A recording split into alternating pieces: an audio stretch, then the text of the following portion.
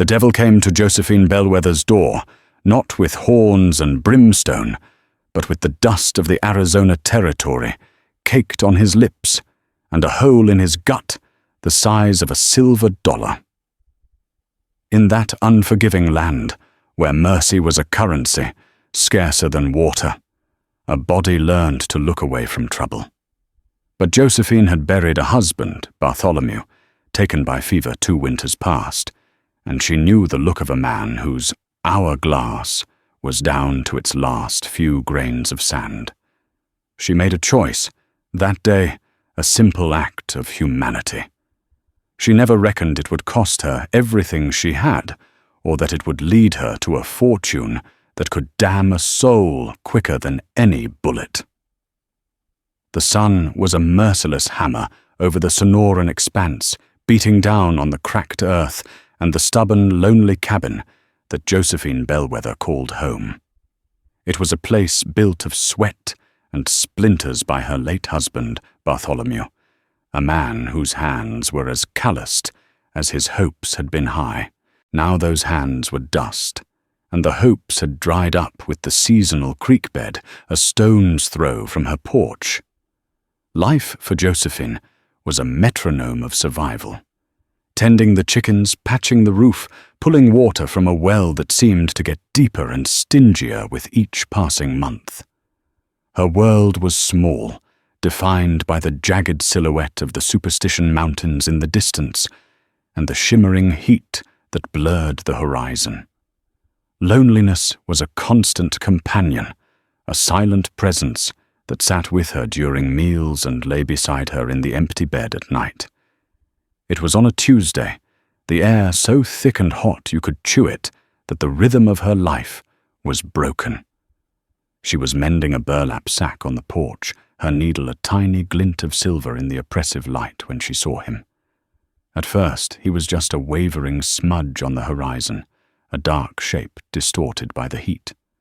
A rider, perhaps. But the shape was lurching, stumbling a broken marionette on the world's stage. Her hand went instinctively to the old Winchester, leaning against the doorframe. Bartholomew had taught her to shoot, his voice patient, but firm. Josie, he'd said out here, the difference between a neighbor and a threat is about a half-second of hesitation. The figure drew closer, resolving from a smudge into the shape of a man. He was on foot, a death sentence in this heat. He wore dark, dust-caked clothes, and he moved with a painful, dragging gait, one hand clutched tight against his stomach. He wasn't walking toward her cabin so much as falling in its general direction. He collapsed not 20 yards from her fence line, a heap of denim and desperation. For a long minute, Josephine didn't move. Every instinct, every cautionary tale whispered by the wind screamed at her to bar the door and wait for the vultures to do their work. This was outlaw country. Apaches still raided from the hills, and men with prices on their heads used the vast empty spaces to disappear. This man was trouble branded on him as clearly as the mark on a steer. But then a low moan drifted on the hot air. It wasn't a cry of aggression or a demand. It was the sound of pure, bottomless misery. It was the sound she'd heard from Bartholomew in his final days, a sound that scraped at the soul. Hesitation warred with a compassion she thought this land had baked out of her. She watched him, her knuckles white on the stock of the Winchester. He tried to push himself up his face, a mask of pale grit, and then he fell back, his head hitting the unforgiving ground with a soft thud. Water. The word was a dry rasp, barely audible, a sound like dead leaves skittering across stone. Damnation. Slinging the rifle over her shoulder, Josephine unhooked the tin dipper from the well bucket. She filled it with cool, precious water, the drops that splashed over the side, vanishing into the thirsty wood of the porch before they could be seen. She walked slowly, deliberately, her boots crunching on the parched soil. The man didn't move as she approached. Up close, he was worse than she'd imagined. His face was gaunt, his lips cracked and bleeding. A dark, ugly stain spread from the hand, clutched at his side, soaking his shirt in a color that wasn't trail dust. A gunshot. It was old enough to be crusted and festering, but new enough to be killing him slowly. His eyes, when they fluttered open, were a startlingly pale blue, clouded with pain and fever. "Please," he breathed again. Josephine knelt, keeping the rifle within easy reach. She looked into his face, searching for the overt evil she expected to find. She saw only a man at the end of his rope. She lifted the dipper to his lips. He drank like a man who had forgotten what water was his Adam's apple, bobbing his eyes closed in a kind of pained ecstasy. Some of it spilled down his chin, tracing clean paths through the grime. When the dipper was empty, his head lolled back. His eyes found hers, and for a moment the fog of pain cleared. There was a flicker of something in them, surprise, gratitude, maybe even shame. He tried to speak, but only a cough rattled in his chest. "You need a doctor," she said, her voice sounding foreign in the silence. He gave a weak, rattling laugh that turned into a grimace. "Too late for sores and whiskey." He pushed himself up slightly, his gaze fixed on her. Why? The question hung in the air. Why had she helped him? Because she was a fool.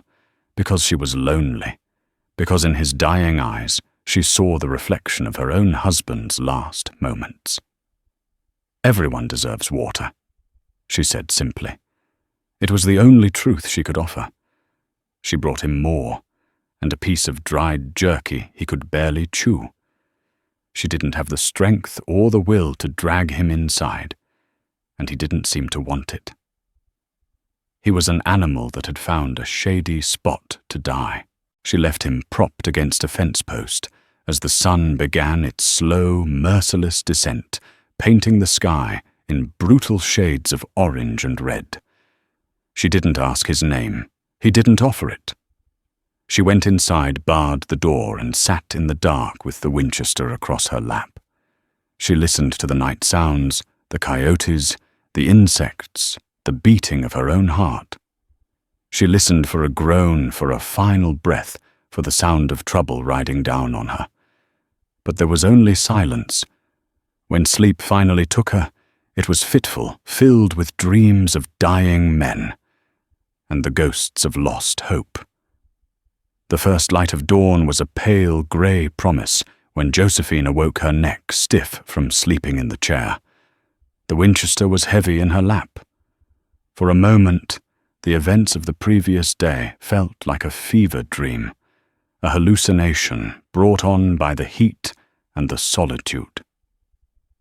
Then she remembered the pale blue eyes, the dark stain on his shirt, the rasp of his voice. She rose, her joints protesting, and peered through the grimy window pane. The spot by the fence post was empty. A cold knot of fear tightened in her stomach. Had he crawled off to die in the scrub? Or had he found a second wind? Was he lurking nearby, waiting for her to step outside, a weakened but still dangerous predator? She grabbed the rifle, her heart thumping a nervous rhythm against her ribs. She checked the load, a habit Bartholomew had drilled into her, before she unbarred the door. The air was cool, a temporary reprieve from the coming inferno of the day. The world was washed in the soft colors of morning, and there on her porch, placed neatly in front of the door, was a heavy leather sack.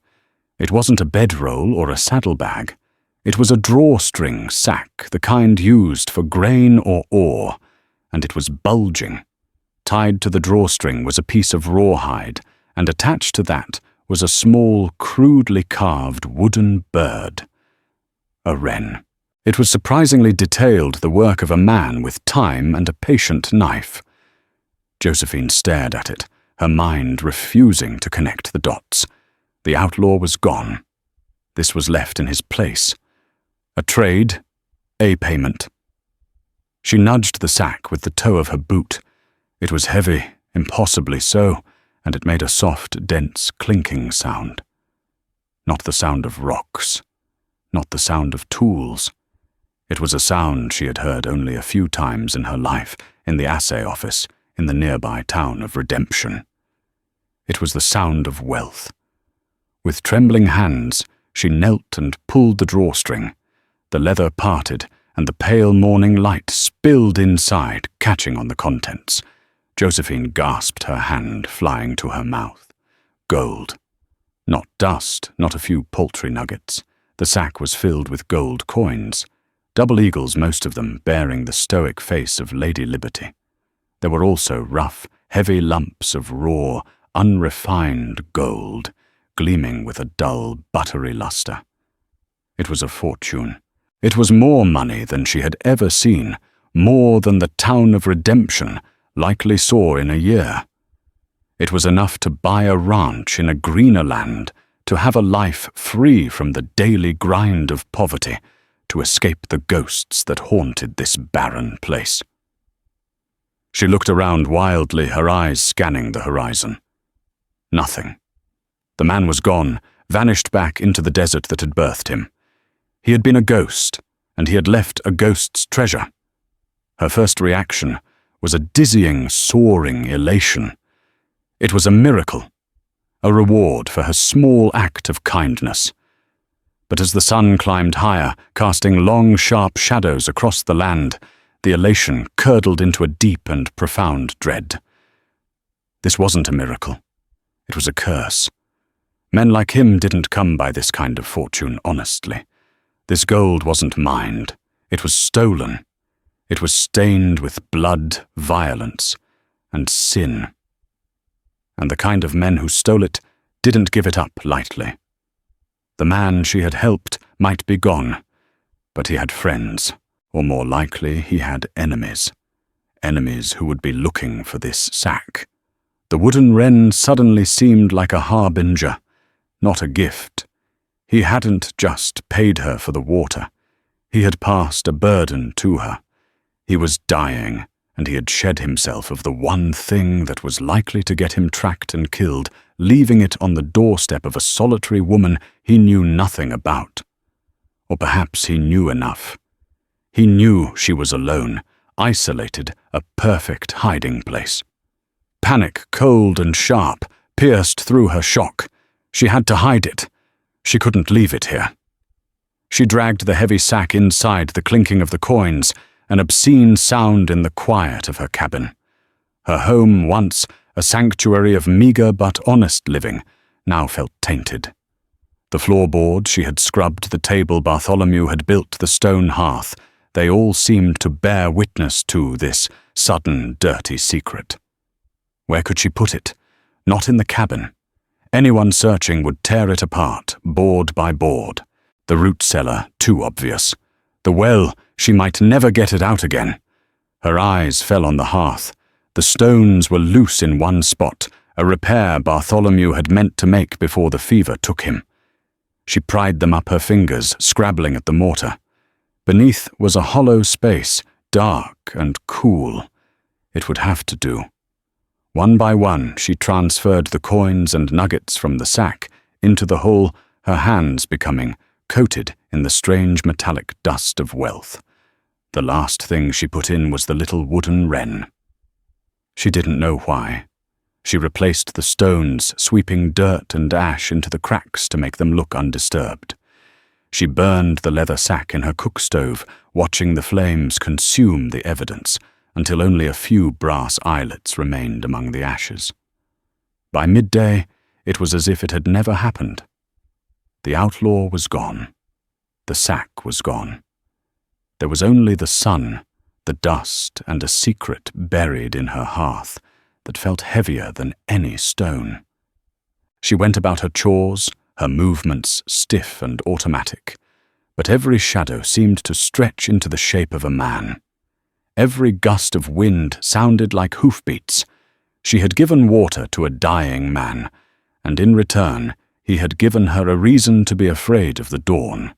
The gold was not a gift of freedom. It was the key to a cage, and she had just locked herself inside. 2 days passed, each a copy of the one before, yet fundamentally different. The heat was the same, The chores were the same. But Josephine's world was now overlaid with a film of constant humming anxiety. She ate little, slept less. She found herself staring at the hearth, imagining the cold, inert weight of the gold lying beneath the stones, a sleeping dragon in the heart of her home. The nearest town, Redemption, was a 10-mile ride away, a journey she made once every few weeks for flour, salt, and news. It was a dusty collection of clapboard buildings huddled together as if for protection against the vast emptiness surrounding it. Redemption had a sheriff, a general store, a saloon, and a blacksmith, the 4 pillars of civilization in the territory. Josephine dreaded the trip, but her supplies were low, and to deviate from her routine now would be a signal that something was amiss. Normalcy was her only camouflage. She hitched her old mule Daisy to the buckboard and set off the Winchester, resting on the seat beside her. The ride felt different this time. The familiar landscape of mesquite and saguaro seemed to be watching her. She felt exposed, as if the gold under her hearth projected a visible aura, a beacon for any avaricious eye. Redemption was buzzing with more activity than usual. There were horses hitched to every post, and clusters of men stood outside the saloon, their voices low and serious. As she tied Daisy up outside Abernathy's general store, she saw the reason for the tension. 4 men strangers were leaning against the saloon's porch railing. They were cut from a different cloth than the local prospectors and ranch hands. They were hard-faced and watchful, their clothes worn from the trail, but their gear, gun belts, holsters, the stocks of their rifles was well maintained. They carried themselves with a predatory stillness that set Josephine's teeth on edge. One of them stood out. He was taller than the others, dressed in a black duster, despite the heat. He had a lean, hungry look with a hooked nose and eyes that seemed to miss nothing. He was observing the town with a detached, calculating air like a vulture surveying a potential meal. Inside the store, the air was thick with the scent of coffee beans, leather, and worried gossip.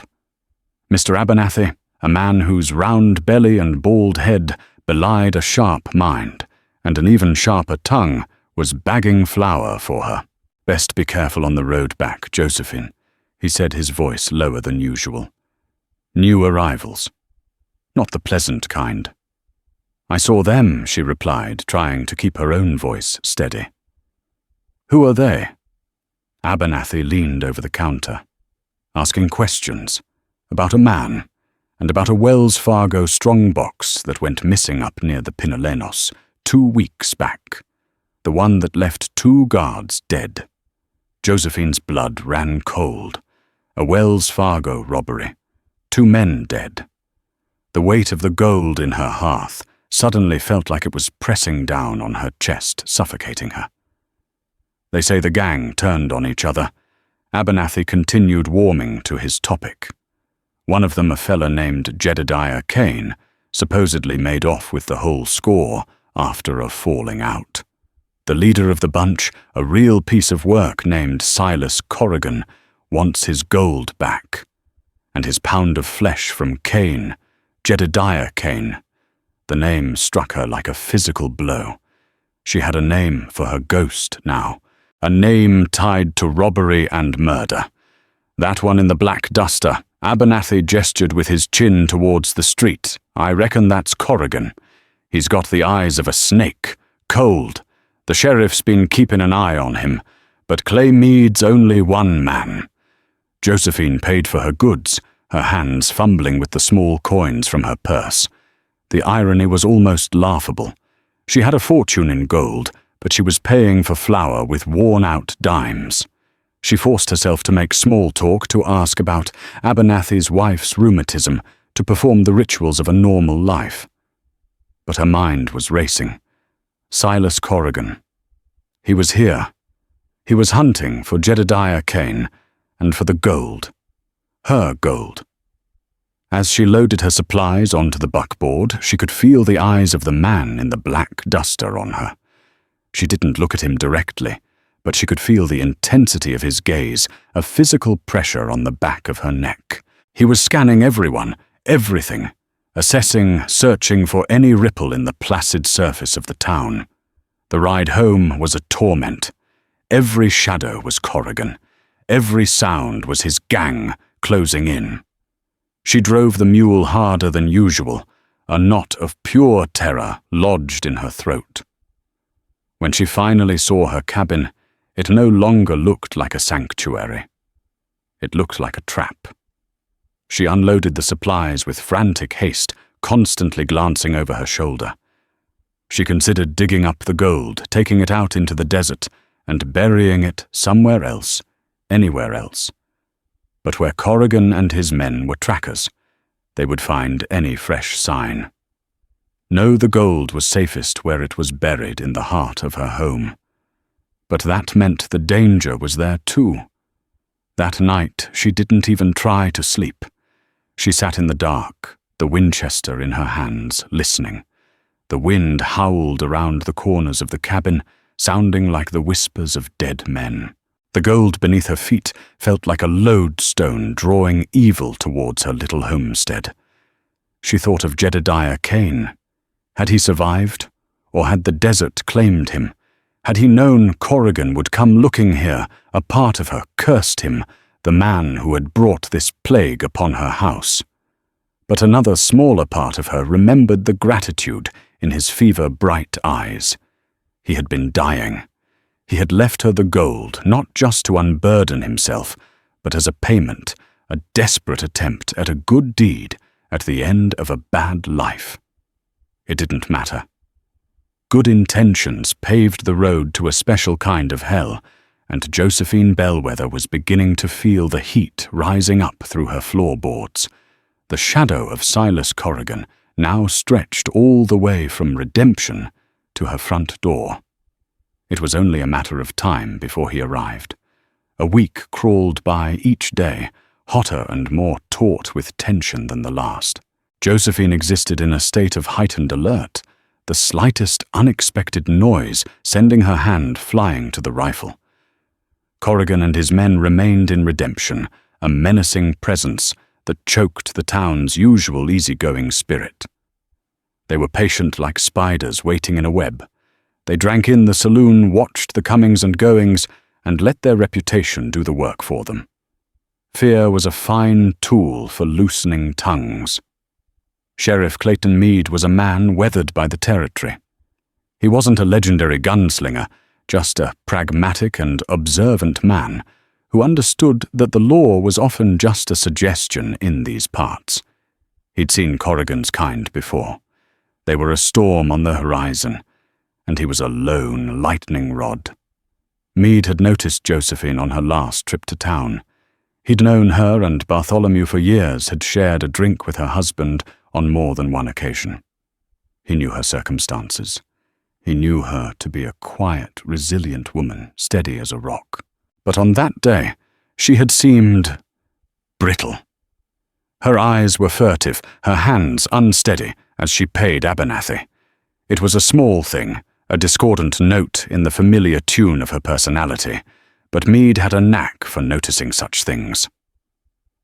On a blistering Thursday afternoon, Sheriff Meade decided to act on his unease. He saddled his horse and rode out of Redemption, telling his deputy he was checking on some outlying homesteads. It was partly true, but his primary destination was the Bellwether place. Josephine saw the dust cloud from his horse long before he arrived. Her heart leapt into her throat, the familiar surge of terror washing over her. Was it Corrigan? Had the wait finally ended? She ran inside, grabbing the Winchester, and peered from the window, her breath held tight in her chest. When the rider resolved into the familiar shape of Sheriff Meade, her fear did not subside. It simply changed its flavor from the terror of the wolf to the anxiety of the shepherd. She met him on the porch, forcing a calm she did not feel, the rifle held loosely in her hand, muzzle pointed at the ground. "Sheriff," she said, her voice a little too tight. "What brings you all the way out here?" Meade tipped his hat, his eyes taking in the rifle, her white-knuckled grip on it, the dark circles under her eyes. "Josephine, just making my rounds. With those fellas in town, I thought it best to check on folks. Make sure everything's all right." "Everything's fine, Clay," she lied. The name felt strange on her tongue. She rarely used it. Quiet as ever. "Good to hear," he said, though his expression suggested he didn't believe it. He swung down from his horse, the leather of his saddle creaking in the stillness. "Mind if I have a drink from your well? It's a hot ride." It was a test, a way to get closer, to see more. Of course. As she worked the pulley, Meade's gaze swept over her property.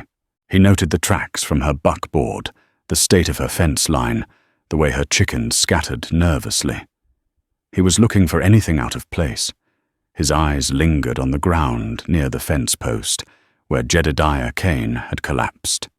He took the dipper she offered, drank deeply, and then leaned against the porch railing, wiping his mouth with the back of his hand. His demeanor was casual, but his eyes were sharp. "Josephine," he began, his tone gentle but firm. "Mr. Abernathy mentioned you were in town last week. Said you seemed a mite on edge." "The heat," she said quickly. "And those men, they'd put anyone on edge." "That they would," Meade agreed, nodding slowly. "They're looking for a man. Jedediah Kane. Ever heard the name?" She shook her head, praying her face betrayed nothing. "Can't say I have. He was part of their gang. They robbed a Wells Fargo coach. Kane supposedly shot his partner and took off with the lot. Corrigan seems to think he came this way. Says Kane was gut shot, wouldn't have made it far." The sheriff's eyes locked onto hers. "You haven't seen any strangers out this way. Anyone on foot may be looking for water." The question was a spear aimed directly at the heart of her secret. The world seemed to tilt. The air grew thin. She could feel the weight of the gold, a phantom pressure on her back. A simple no was all that was required. But in that moment, under the sheriff's steady, knowing gaze, the lie felt immense, a mountain she would have to spend the rest of her life climbing. "No one," she said. Her voice was a dry whisper. "No one at all." Meade held her gaze for a long moment, his expression unreadable. He knew she was lying. She could see it in the slight tightening of his jaw, the way his eyes didn't waver. He didn't know the truth, but he knew she was hiding something.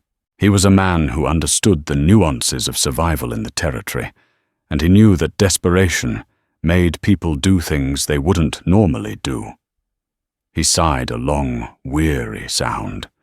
He pushed himself off the railing. "All right, Josephine.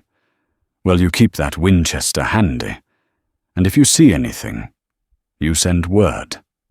Don't try to be a hero. Corrigan is not a man to be trifled with." "I will, Sheriff." "Thank you." He mounted his horse and turned to leave. Then he paused, looking back at her. "Bartholomew was a good man," he said, his voice softer now. "He wouldn't want to see you get into any trouble you can't handle." The words were both a comfort and a warning. He tipped his hat again and rode away, leaving Josephine standing alone on her porch, trembling. The sheriff's visit had changed everything. Her secret was no longer entirely her own. He suspected. He hadn't pressed her, perhaps out of respect for her widowhood, or perhaps because he didn't have enough to go on. But he had planted a flag. He was watching. Now she was caught between two terrible forces, the ruthless lawlessness of Silas Corrigan and the patient, watchful eye of the law. The cabin felt smaller than ever, its walls closing in on her.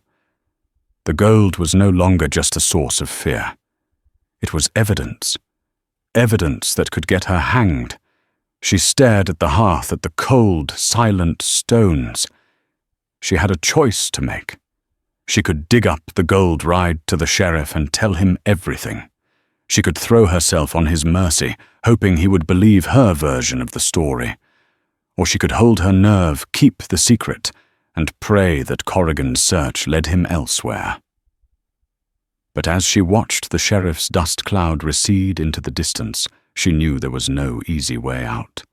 The outlaw's gold had bought her a ticket to a game she had no idea how to play, and she was losing badly. The night after Sheriff Meade's visit was the worst yet. Josephine was haunted. Every creak of the cabin, every rustle of wind in the chaparral was the sound of her doom approaching. Sleep was a distant country she could not reach. She sat with the Winchester, watching the moon cast long skeletal shadows across her yard. She was a prisoner, and her jailer was a fortune buried beneath her own floor. Sometime after midnight, when the world was utterly still, she heard it. A faint scraping sound from the direction of her small chicken coop. Her blood turned to ice. It wasn't the sound of a coyote. It was heavier, more deliberate. It was human. Corrigan. The thought slammed into her with the force of a physical blow. They were here. They had come in the night, silent and deadly. She flattened herself against the wall beside the window, her heart hammering against her ribs, so hard she was sure they could hear it.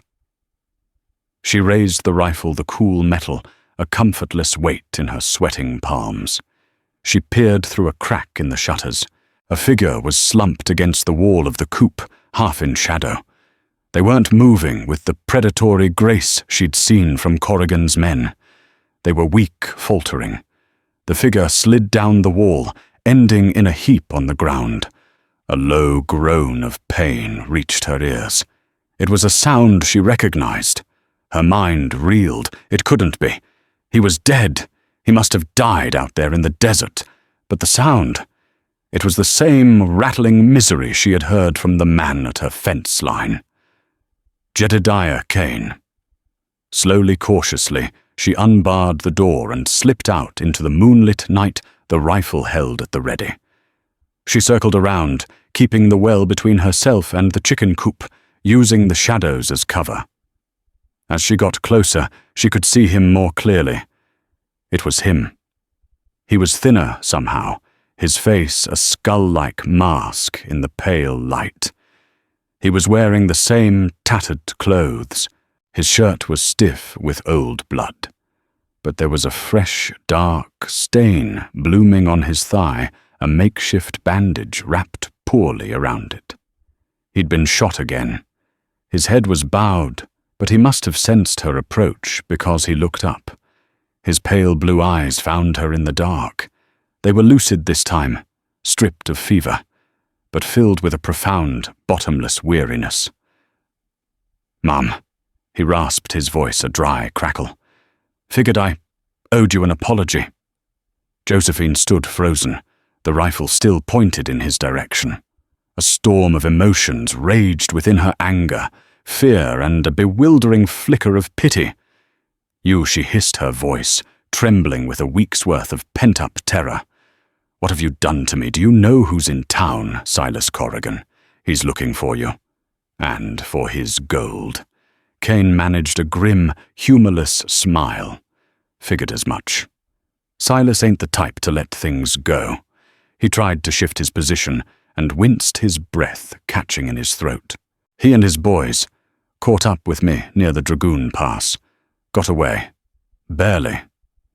"So you came back here," she demanded, her voice rising.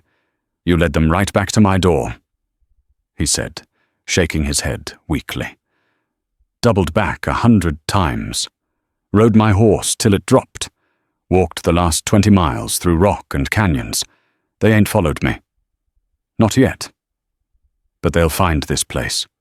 Corrigan's like a damn bloodhound." He coughed a dry, racking sound that shook his whole frame. "I never should have left that sack. It was a fool's move. I was burning up with fever. Wasn't thinking straight. Thought I was a goner. Wanted to, I don't know, do one right thing. Seemed like a fair trade for the water." He looked at her, his gaze direct and filled with a strange kind of sincerity. I'm sorry, Mom. I brought a war to your doorstep, and I'm sorry for it.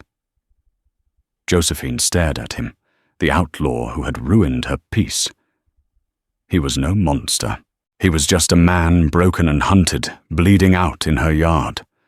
All her anger, all her fear couldn't change that fundamental truth. She could leave him there to die. It would be the smart thing to do. If Corrigan found him dead, maybe he would believe Cain had lost the gold in the desert and move on. Or maybe he would tear her cabin apart anyway, just to be sure.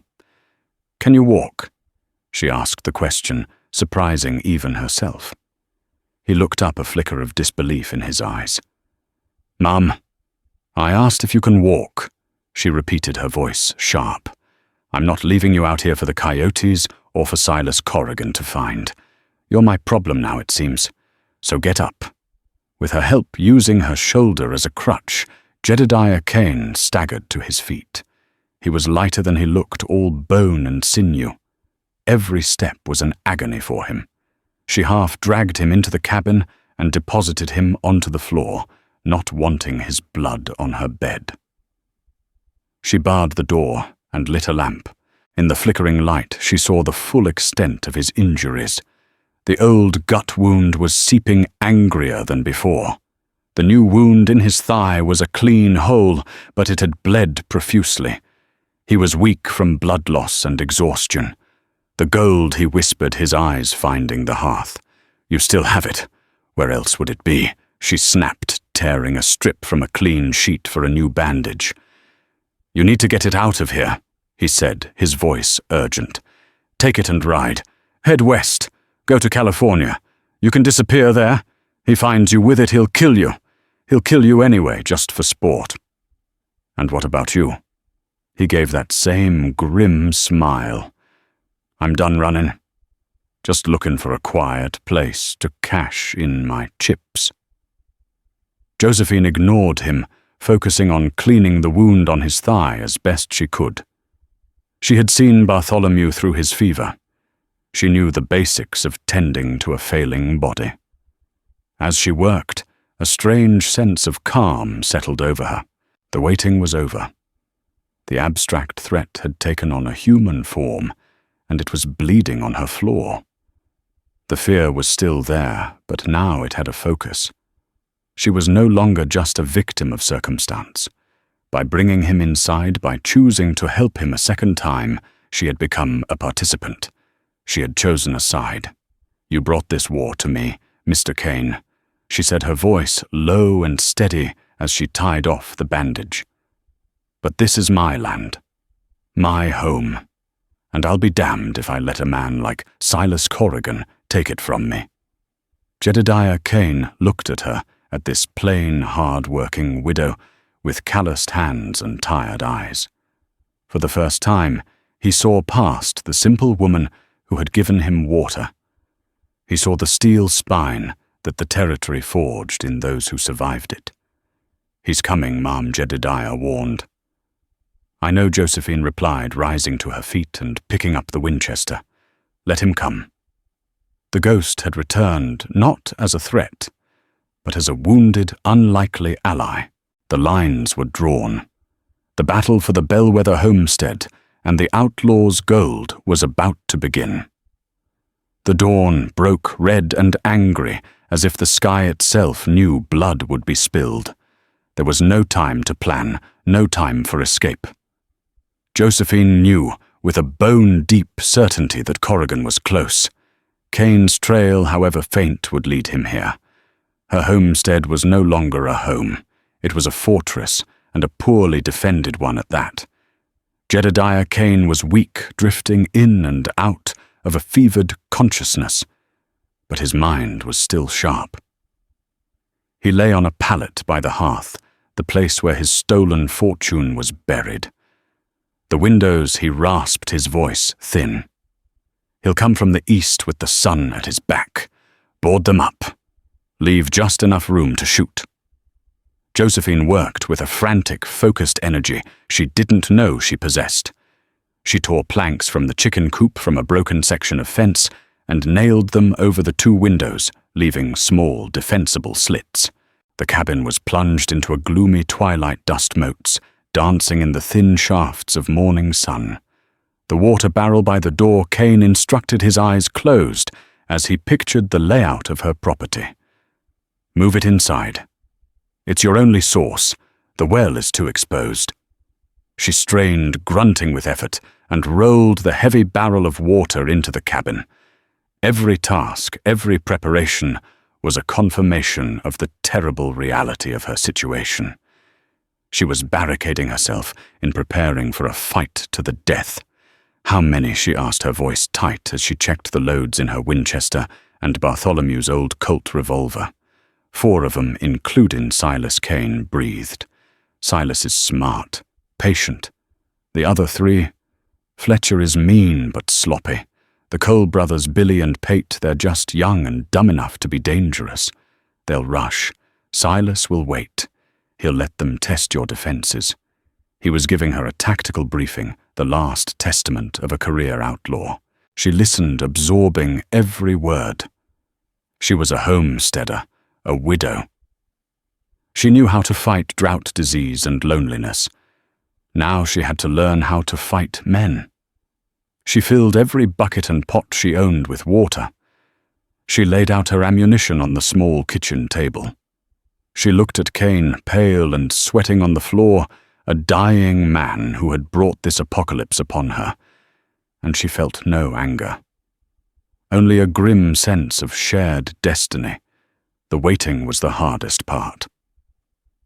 The silence in the now darkened cabin was thick and suffocating, broken only by Cain's ragged breathing and the frantic pounding of Josephine's heart. An hour passed, then 2. The sun climbed, and the cabin became an oven. Then they came. She saw them first through the slit in the front window. 4 riders appearing as dark specks on the horizon, growing steadily larger. They didn't ride straight for the cabin. They fanned out, circling their movements, practiced and predatory. They stopped a few 100 yards out, just beyond effective rifle range. One rider detached himself and trotted forward, the man in the black duster, Silas Corrigan. He stopped his horse 50 yards from the porch and sat there studying the cabin. His face was calm, unreadable. Jedediah Cain Corrigan's voice cut through the air, clear and cold. "I know you're in there, you back-shooting snake. I can smell you from here. And I know you're with the woman. Throw out the gold and I'll let her live. That's a better deal than you gave Henderson." Cain tried to push himself up his face, contorted in a mask of hate. "Liar," he hissed under his breath. Josephine rested the barrel of the Winchester on the window sill, her eye sighting down its length. Corrigan was a long shot, but possible. "Don't," Cain whispered, sensing her intent. "Waste of a bullet. He won't get that close again. He's just testing." Josephine held her fire. The silence stretched. Corrigan laughed, a dry, unpleasant sound. "Have it your way." He turned his horse and rode back to his men. A moment later, 2 of them, the Cole brothers, she assumed dismounted and began advancing on foot rifles, up using the sparse cover of rocks and scrub brush.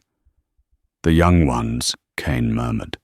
"They'll come from different angles. Try to draw your fire." And so it began. A shot rang out, and a bullet slammed into the wall of the cabin, sending splinters flying. Josephine flinched but held her position. She waited, her breathing shallow. She saw a flicker of movement to her right, one of the brothers darting between 2 large rocks.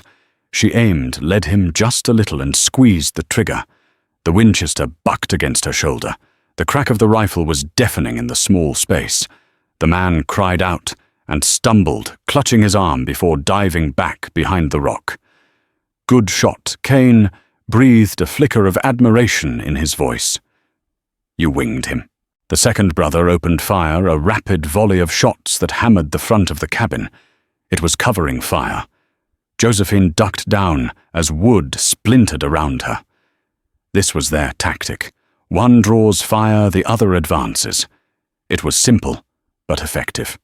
The day wore on in a terrifying rhythm of waiting, shooting, and conserving ammunition. The heat inside the cabin was unbearable.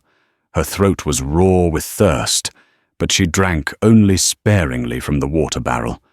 Kane had lapsed into a fevered delirium, murmuring names and places she didn't know. He was no more help to her now. She was truly alone. Late in the afternoon, they tried a new tactic. A burning arrow thudded into the dry wood of the roof. Smoke began to curl from the shingles.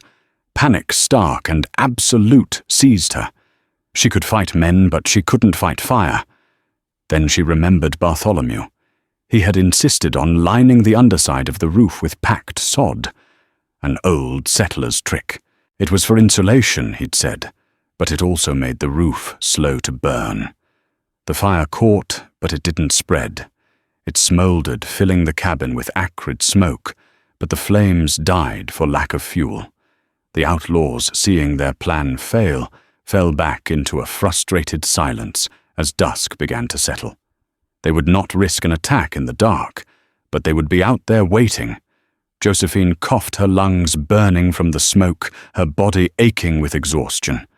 She looked around the cabin. It was scarred and broken, riddled with bullet holes. Splinters littered the floor, but it was still standing. She was still alive.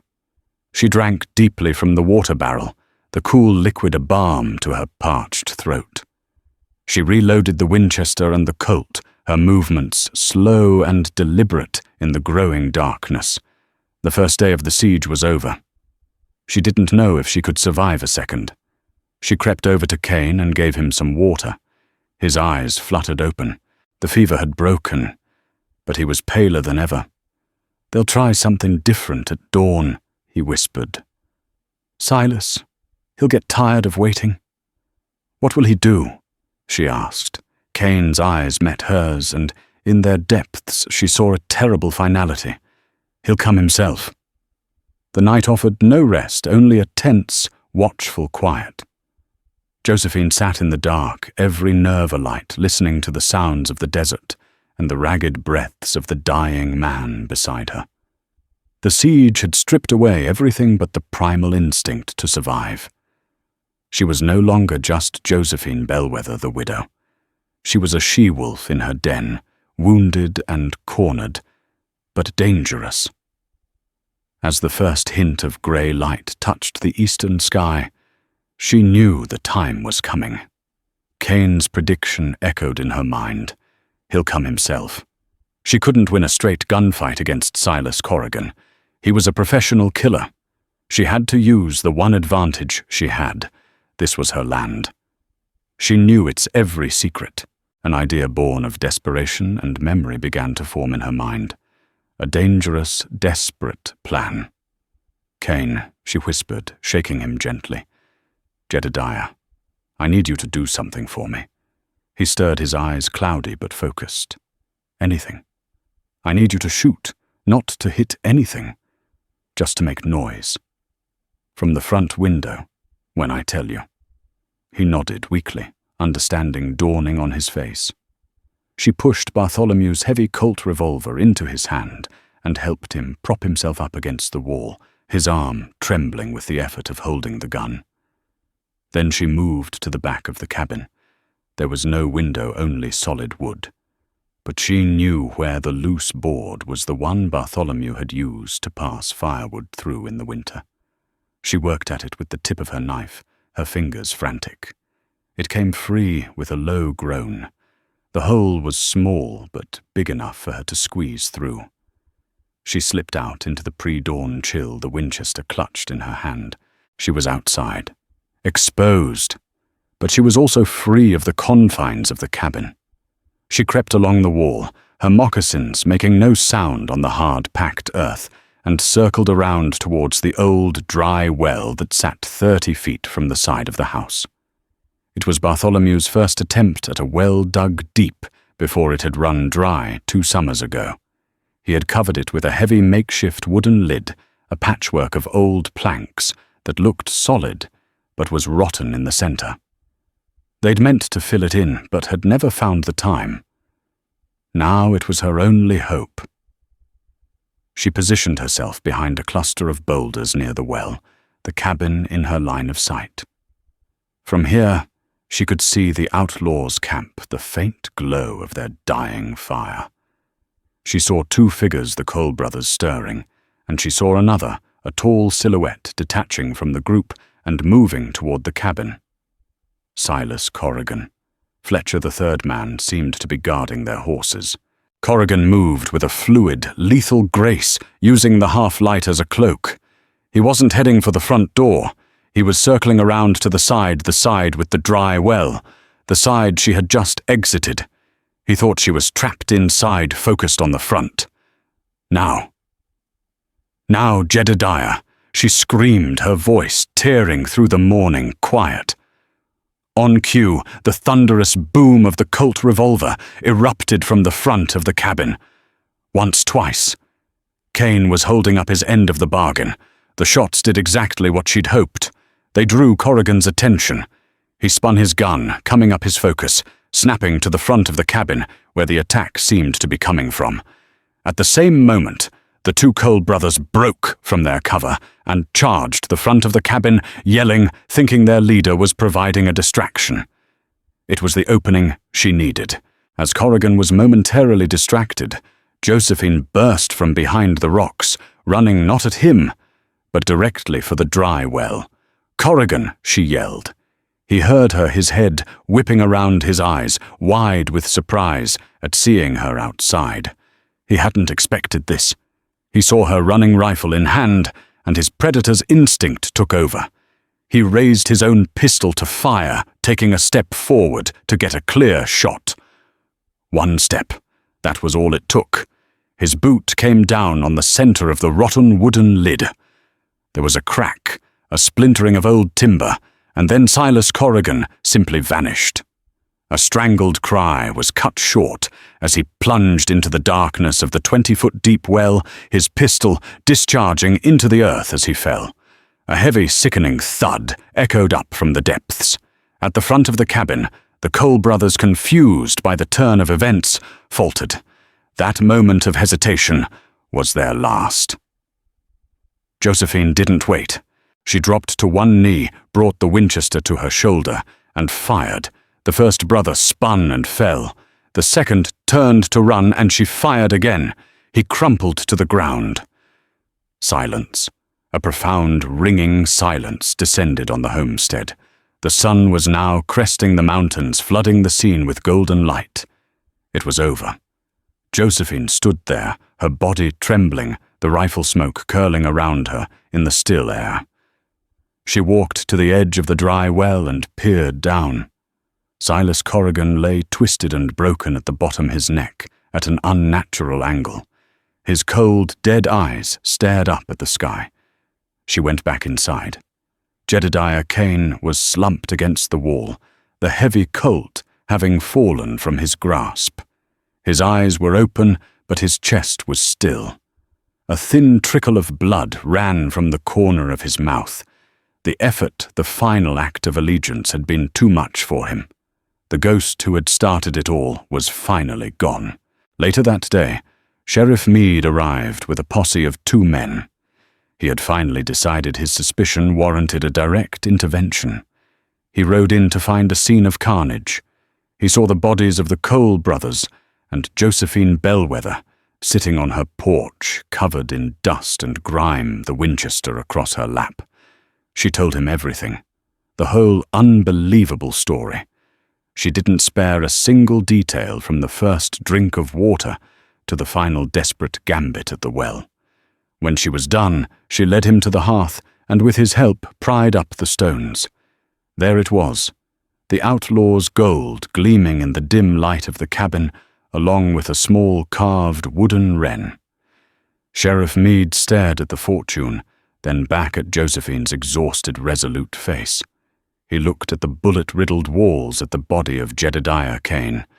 He was a man of the law, but he was also a man of the West. He knew its harsh codes, its brutal form of justice. He reached down and picked up a single gold double eagle. He turned it over in his fingers. "As I see it, Josephine," he said slowly, his voice heavy. "Silas Corrigan and his whole gang, including Jedediah Kane, shot each other to pieces over a missing strongbox. They wiped each other out. A real tragedy." He looked her straight in the eye. "The gold was never recovered. Lost to the desert, most likely." He tossed the coin back onto the pile. "This is just some savings Bartholomew must have put away. You found it while cleaning the hearth. A small blessing for a widow who's been through a terrible ordeal." He stood up and dusted off his hands. "I'll get my men to deal with the mess outside. You've been through enough." Josephine could only nod, tears finally blurring her vision. The law had made its choice. And so, the story of Josephine Bellwether and the outlaw's gold fades into the dust of legend. She didn't flee to California. She stayed. She used the gold piece by piece, not to build a mansion, but to rebuild her life. She bought the adjoining land, dug a new, deeper well that never ran dry, and built a proper ranch. She never remarried, but she was never truly alone again, hiring on good hands and creating a small pocket of prosperity in that unforgiving land. The townsfolk of Redemption whispered that she'd found Bartholomew's secret mine, a kinder story than the violent truth buried in her past. Sometimes, late at night, she would take out a small carved wooden wren and remember the dying man, who in a strange and bloody way had given her back her life. What would you have done? Would you have refused the outlaw? Turned the gold over to the law? Or would you have fought for it just as she did? The West asked impossible questions, and survival was often the only right answer. If you found yourself captivated by Josephine's story, press that like button to let us know. Share this tale with someone who appreciates the gritty reality of the Old West, and make sure you subscribe and ring that notification bell. We have countless other legends, lost treasures, and forgotten heroes waiting to be unearthed from the annals of history. Thanks for listening.